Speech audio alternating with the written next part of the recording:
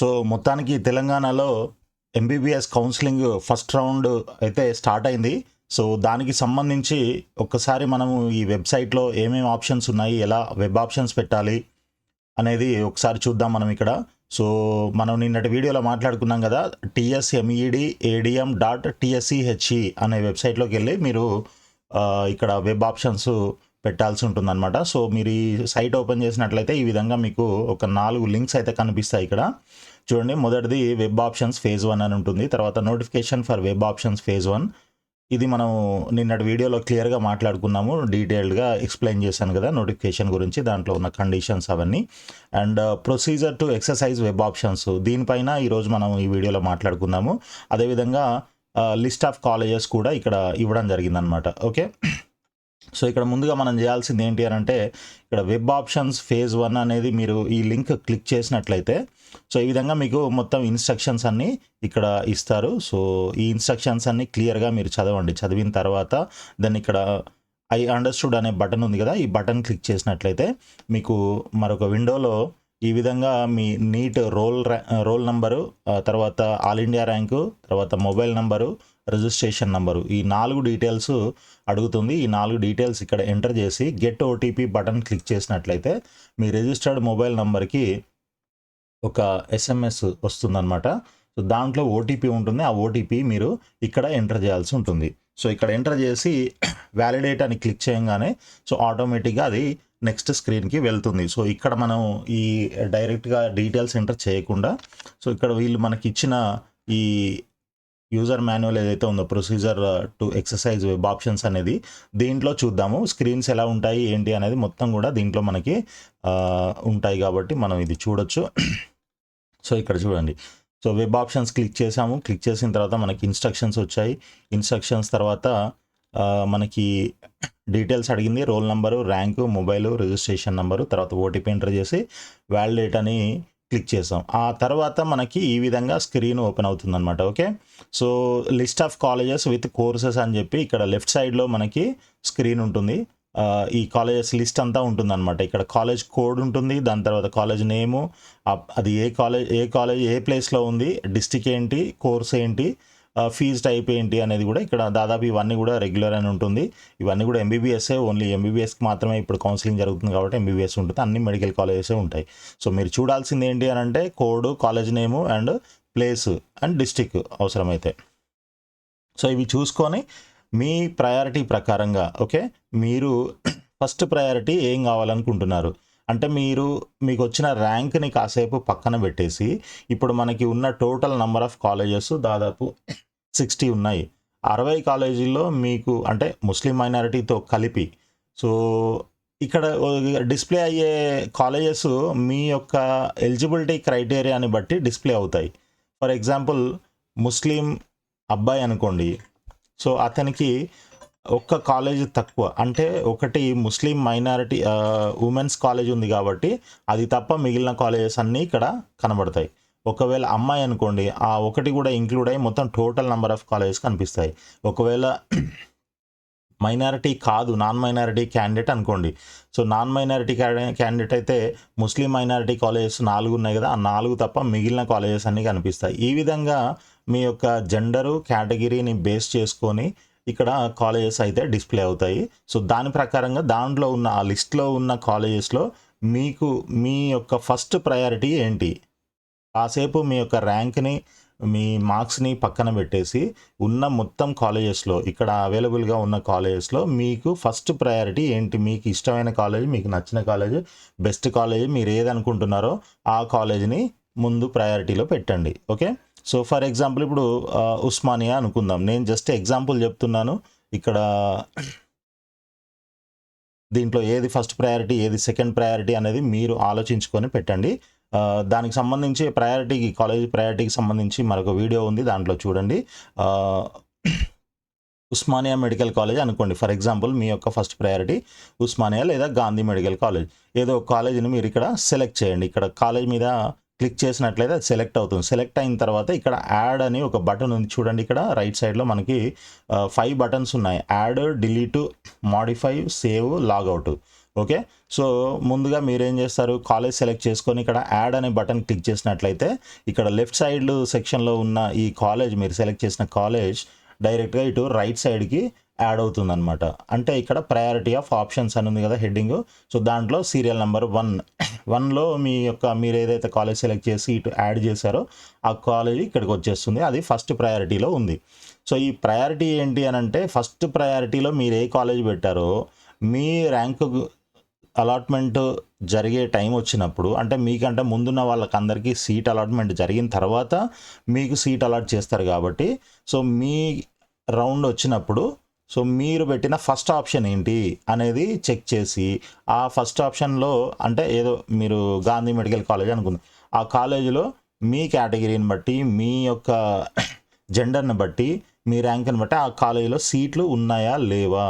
ఆ కాలేజీలో ఇప్పుడు గాంధీ మెడికల్ కాలేజీలో ఓసీకి ఉంటాయి, ఎస్సీకి ఉంటాయి, ఎస్టీకి ఉంటాయి, బీసీఏ, బీసీడి అన్ని కేటగిరీస్లో సీట్లు ఉంటాయి. అండ్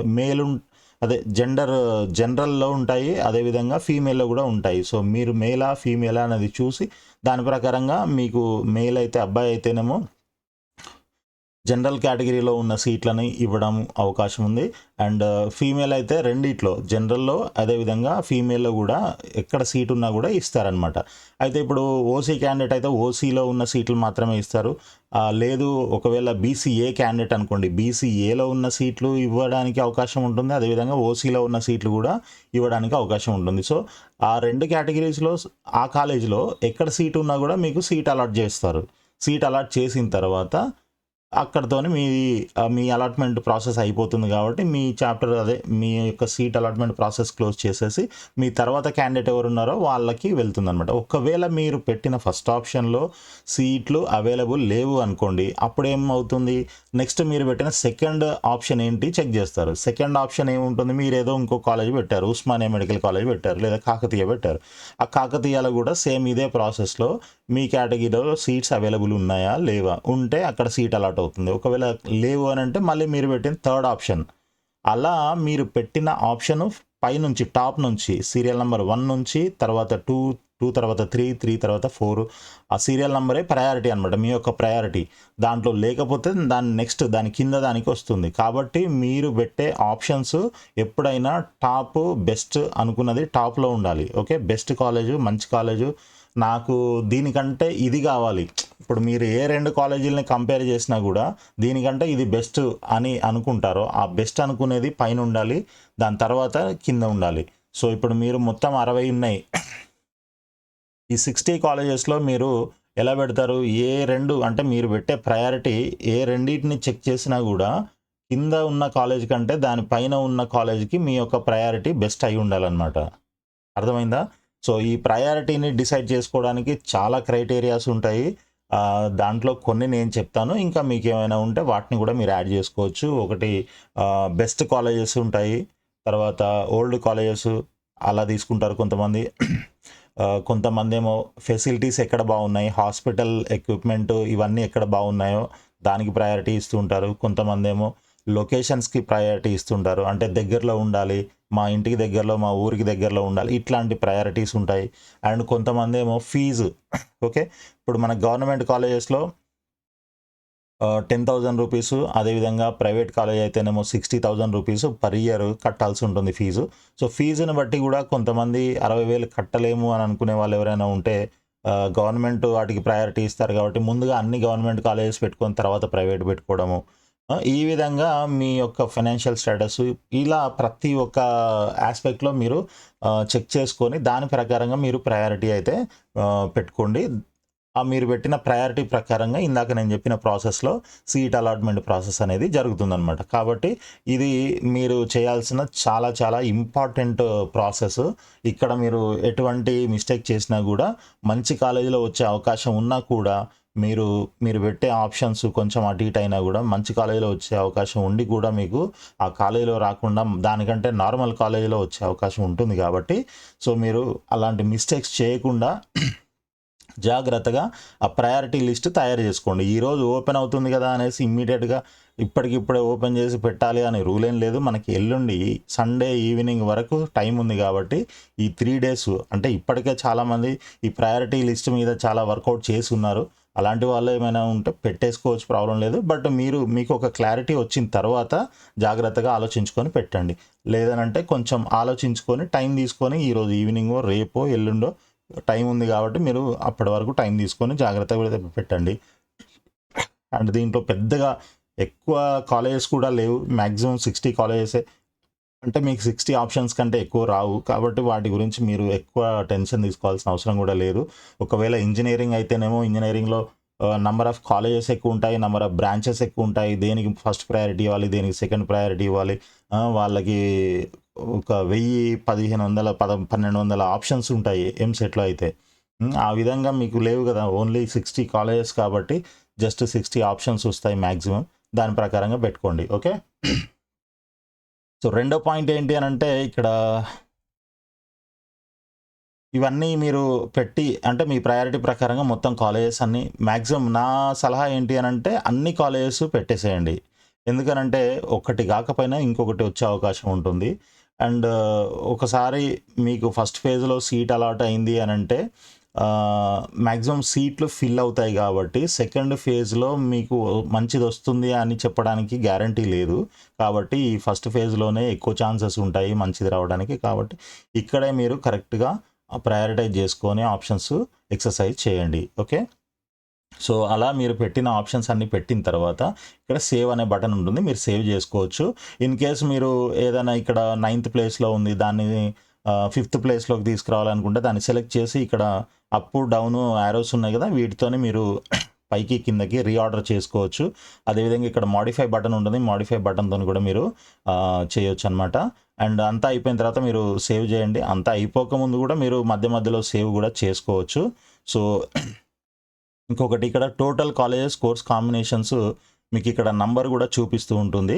ఈ నంబర్ చూడండి, ఇది జస్ట్ ఎగ్జాంపుల్ కాబట్టి 40 చూపిస్తుంది. మీకు ఇందాక చెప్పినట్లు మీ కేటగిరీ జెండర్ని బేస్ చేసుకొని ఇక్కడ నంబర్ చూపిస్తూ ఉంటుంది అనమాట. ఆ తర్వాత మీరు ఇక్కడ యాడ్ చేసిన మీ రైట్ సైడ్కి యాడ్ చేసిన మీ ఆప్షన్స్ కూడా ఇక్కడ టోటల్ ఆప్షన్స్ అని చెప్పేసి 0 ఉంది కదా, ఇప్పుడు మీరు యాడ్ చేస్తున్న కొద్దీ ఇక్కడ యాడ్ అవ్వడం జరుగుతుంది. ఇక్కడ నంబర్ కూడా కనిపిస్తూ ఉంటుంది మీకు. సో మధ్య మధ్యలో మీరు సేవ్ బటన్తోని ఈ ఆప్షన్స్ అన్ని కూడా సేవ్ చేసి పెట్టుకోండి. సేవ్ చేసిన తర్వాత దెన్ లాగౌట్ చేయండి. ఇక్కడ లాగౌట్ చేసిన తర్వాత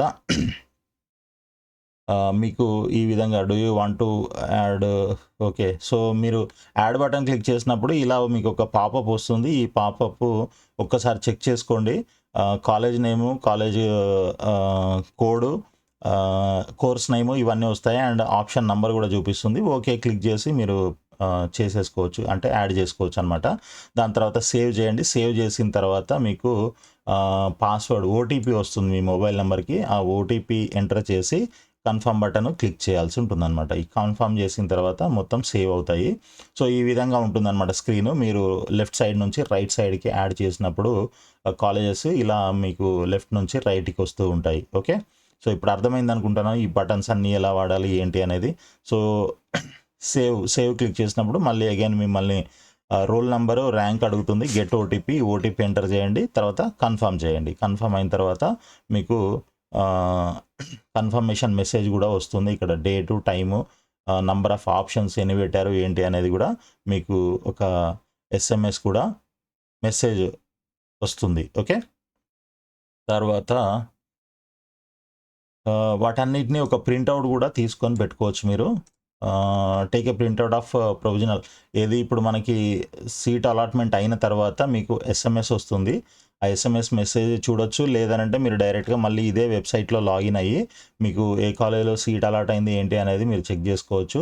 సో సీట్ అలాట్ అయితే ఏం చేయాలి అనేది మనం నిన్నటి వీడియోలో మాట్లాడుకున్నాము. 12,000 రూపీస్ యూనివర్సిటీ ఫీజు పే చేసి అలాట్మెంట్ లెటర్ డౌన్లోడ్ చేసుకొని అది plus original certificates, tuition fee అన్నీ తీసుకొని original certificates and xerox copies 2-3 సెట్లు తీసుకొని ఆ కాలేజ్కి వెళ్ళి అక్కడ రిపోర్ట్ చేయాలి. వాటన్నిటికీ డేట్స్ ఇంకా అనౌన్స్ చేయలేదు.